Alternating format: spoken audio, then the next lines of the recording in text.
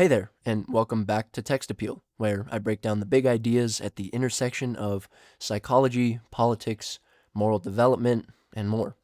I am your host, Travis Villalpando, and today I'm diving into a fascinating, somewhat controversial, and for me personally, an honestly transformational topic, which is how our emotions and intuitions, not just our reason and rationality, shape the way we think about morality and politics.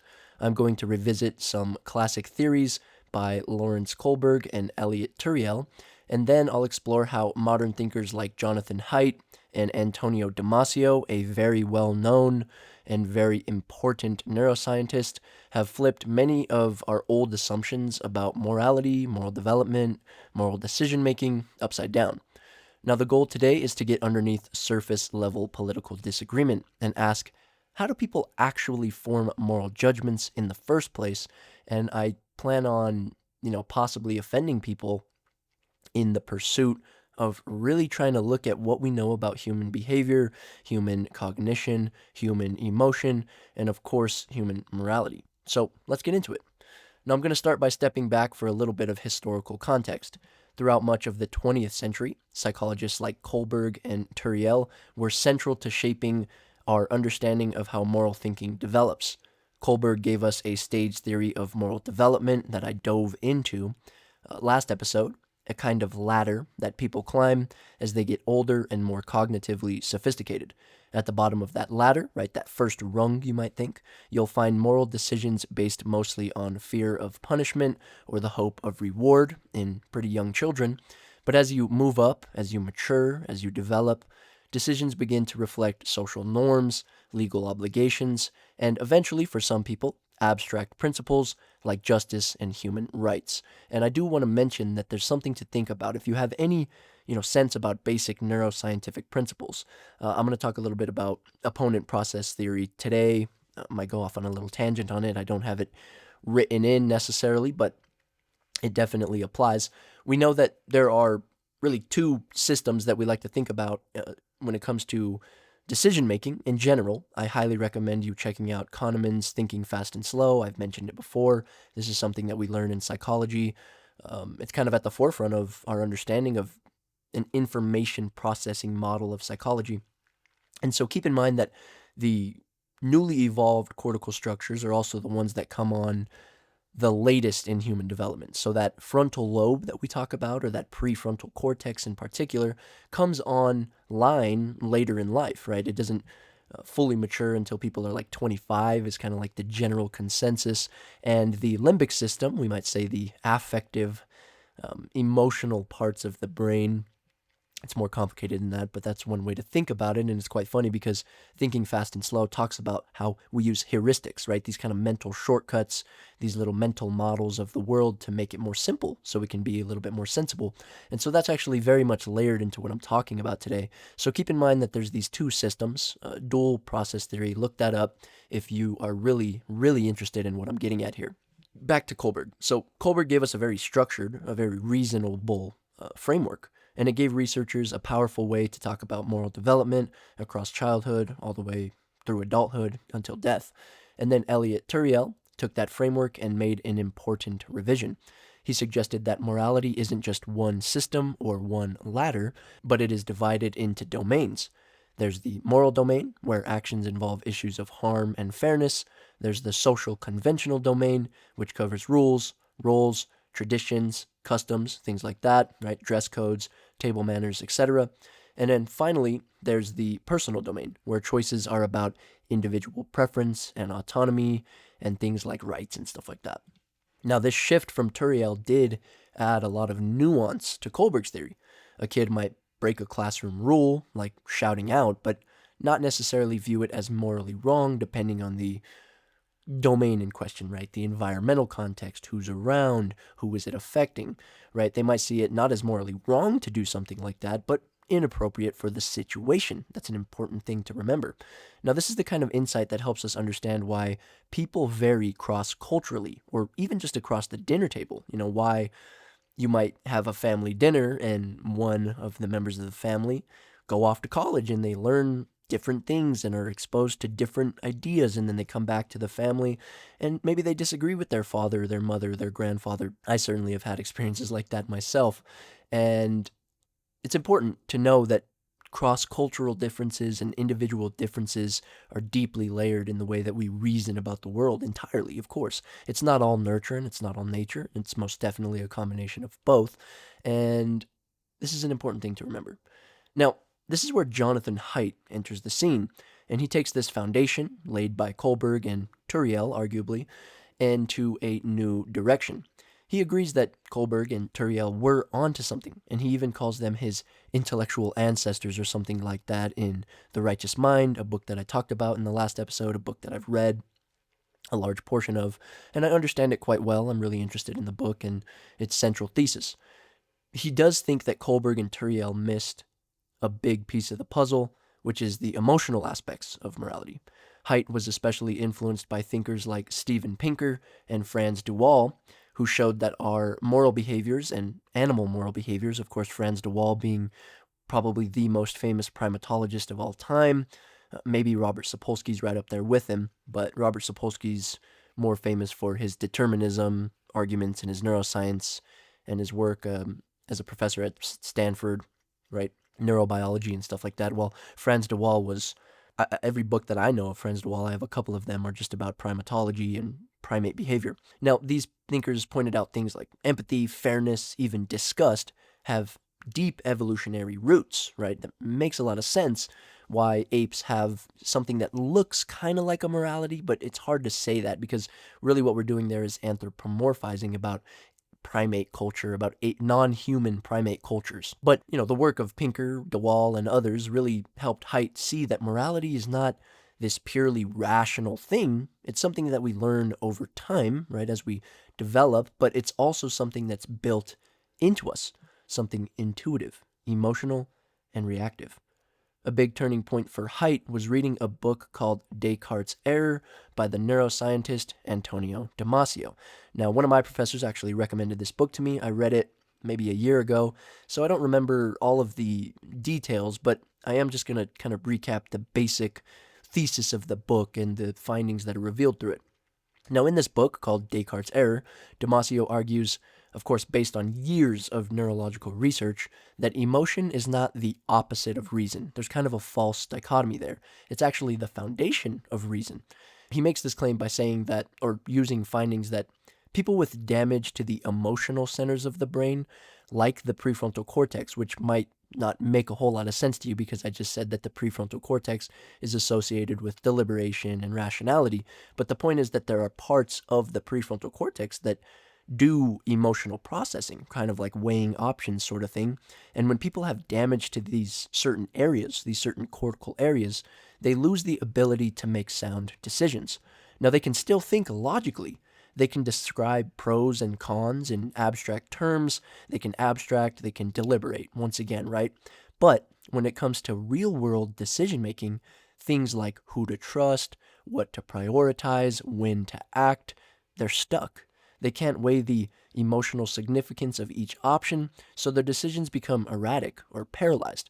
Now, really what we're seeing here is that certain damage to physical parts of the brain result in these kind of strange phenomena where people have this ability to do math problems and speak what we call rationally, right? They can abstract, they could reason, they could say, I know I shouldn't do that. I know I probably shouldn't show up to work dressed that way. But what we know now is that certain damage to these areas of the brain, especially the prefrontal cortex, can result in like this disconnect between understanding and knowing what to do logically and what you actually end up doing. This was a game changer. Damasio showed that rational decision-making isn't detached from emotion, it actually depends on it, and this is rooted in neuroscience. Now, this brings us to one of the most famous case studies in neuroscience ever that Damasio does elaborate on a lot. Now, this is a case study talking about a man named Phineas Gage. In the 1840s, Gage was a railroad worker who had an iron rod blast straight through his skull. He survived this accident, and physically, he could still function fairly normally. After some rehabilitation, he could speak, move, and even do math. but psychologically he was clearly transformed. Before the accident, Gage was known as responsible, polite, and dependable. Afterward, however, though, he became impulsive, erratic, and socially inappropriate, right? So this is where we start to see something happen to Gage when a certain part of his prefrontal cortex was really, really damaged because an iron rod went right through his skull. Kind of a crazy story. You might want to look it up to get the details. Something happened to his ability to make decisions, right? What we would call rational decisions, even though he could still do something like mathematical reasoning. His coworkers even said that he was no longer Gage. He was no longer himself. His emotional regulation was gone, and with it, his moral judgment. Gage's case offered early evidence for what Damasio would later confirm. The parts of the brain responsible for emotional processing are essential to making rational and moral decisions. Without emotion, our reasoning system loses its moral compass, you might say. Now, that doesn't make a whole lot of sense, but let me put it this way. Reason doesn't float above emotion, right? It doesn't supersede emotion in this perfect rational sense where human beings are rational decision makers. This is really the central thesis of not only Descartes' Error by Damasio, The Righteous Mind by Haidt, and another book I would highly recommend to get a sense of what I'm talking about is Behave by Robert Sapolsky. And countless other things that are coming out about just how emotional and intuitive we are. And of course, Daniel Kahneman's Thinking Fast and Slow. Just read it. Just read it. So we could think of this, right? We could put it this way. Reason doesn't float above emotion. Reason rides on top of emotion. Emotion actually appears to be more foundational to moral decision-making than reason alone. Emotion is kind of like the support system for our rational reasoning. And it makes a lot of sense if you think about it evolutionarily, really. Now, this leads us directly into the core metaphor that Haidt uses, which is very similar, a metaphor that once you hear it, you'll never really forget it because it's quite salient, it sticks out. Now, this is called the wag the dog illusion. Most of us think that we carefully reason our way to a moral conclusion. Now, I want you to keep in mind, this can be applied to political conversations, right? I'm trying to figure out how to counter political polarization. So most of us think that we gather evidence, weigh it out thoughtfully, and come to decisions. Haidt says that's not exactly the case. In reality, we make a fast, intuitive, emotional judgment first, and then we use our rational brain to justify that decision after the fact. This is called post hoc rationalization. In his words, the emotional dog wags the rational tail. This helps explain why people can be so passionately convinced about their political beliefs, even when their reasons are inconsistent or even contradictory, oftentimes. The decision didn't come from logic. It came from the gut. It came from intuition. It came from emotion. And most importantly to keep in mind here is that it came from your mind's way of taking advantage of heuristics. And once again, a heuristic is a mental shortcut. That's one way to think about it. It's a rule of thumb. A rule of thumb is a really good way to think about it. I recommend you read Kahneman to really understand what I mean by a heuristic. And because the logic came later, the rationalization came later to explain a particular feeling, this is pretty powerful in explaining why political arguments so often fail. When two people are arguing about something like immigration, abortion, climate policy, they're not always just debating facts. They're expressing deep-seated emotional intuitions about harm, loyalty, purity, freedom, and the list goes on. And they're dressing these intuitions up in rational language. Now, that's not to say that people don't have a capacity for rationality and cannot present facts. And really what I'm trying to get at is that we should be metacognitive in our approach, right? We should think about the way we think so that we can point out where we fall victim to these heuristics, where we fall victim to our intuition. And instead of allowing our intuition to guide our rationalization, there should be this kind of two-way conversation where I've used this term before, you internalize a Socrates within you. You always ask yourself, why maybe do I have an emotional relationship to this particular moral or political argument? And where could I have some blind spots? And then that's how you really, really develop a good argument. You address the the realistic circumstance that we're in, that we are guided by intuition and emotion. And then once you know that, you actually have a better chance of bypassing that and not being overridden by the emotional and the intuitive. And you can actually integrate rational, factual-based arguments into your worldview, right? That's really what I'm trying to get at here.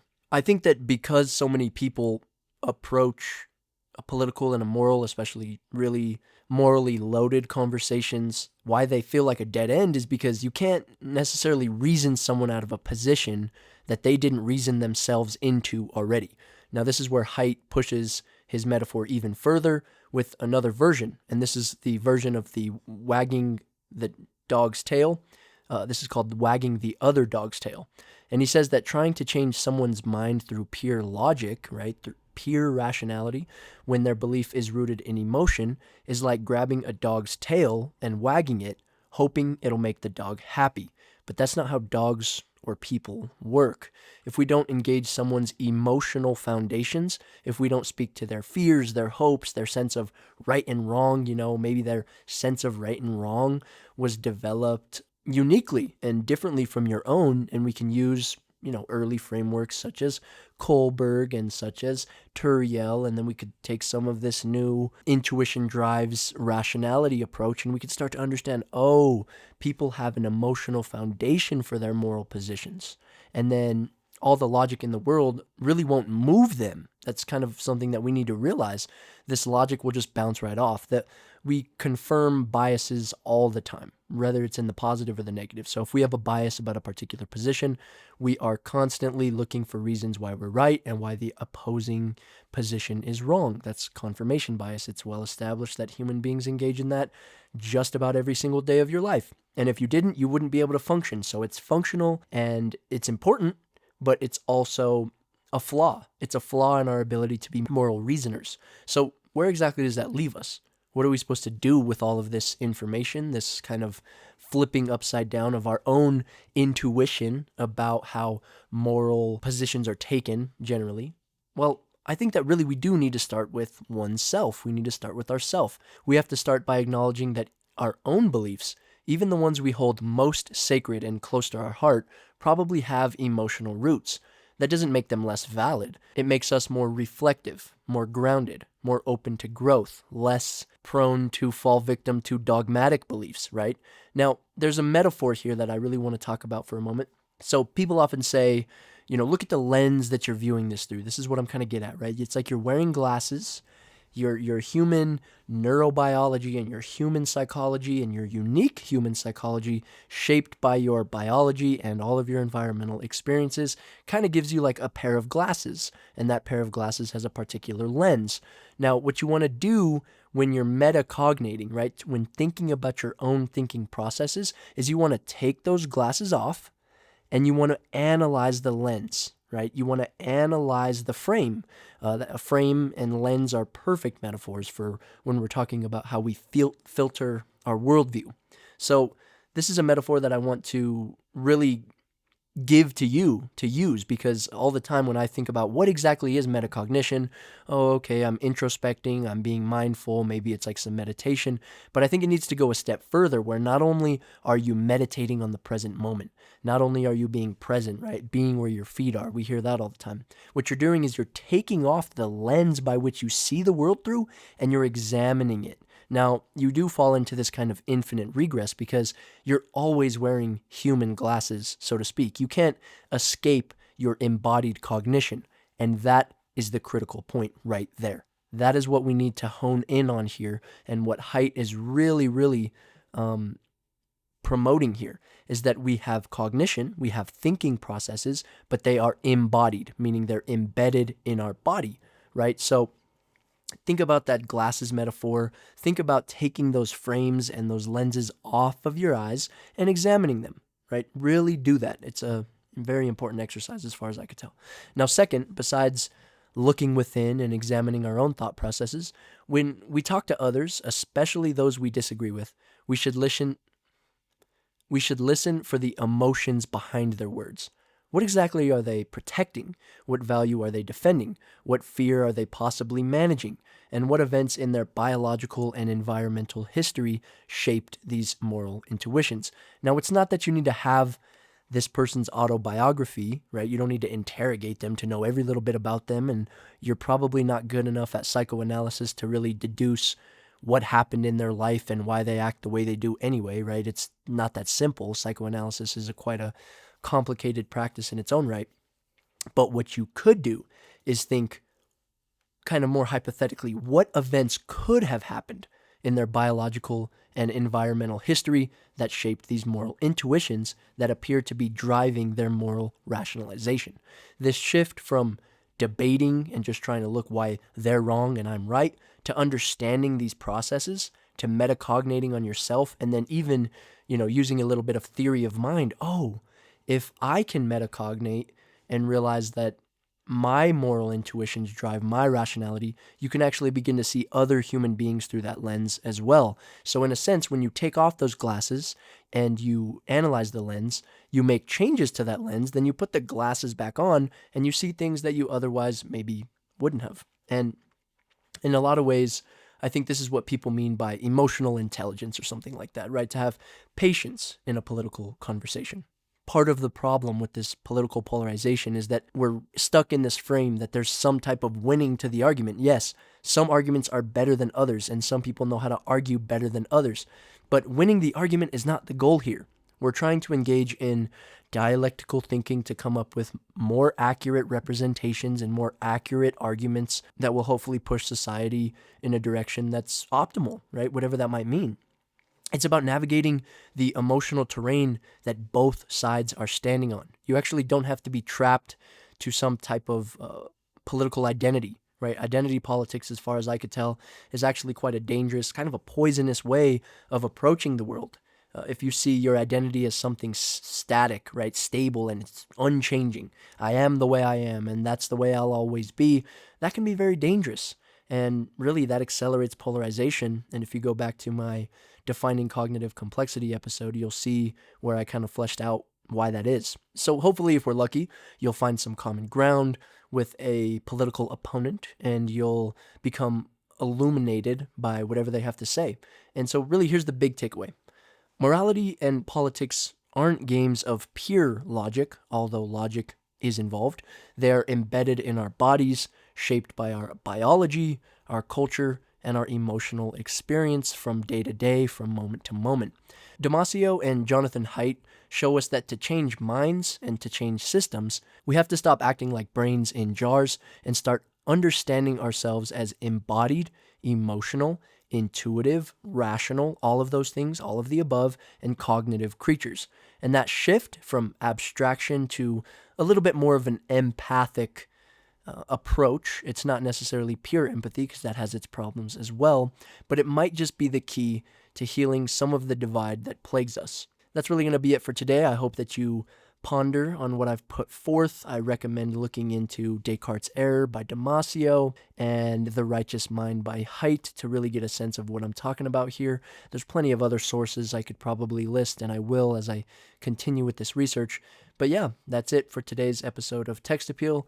Thank you for listening, and hopefully you do the work of thinking more deeply about what shapes your own values and the values of those around you, because this type of reflection, as far as I can see, really is crucial to the sustainability of free, productive, and democratic societies. Take care.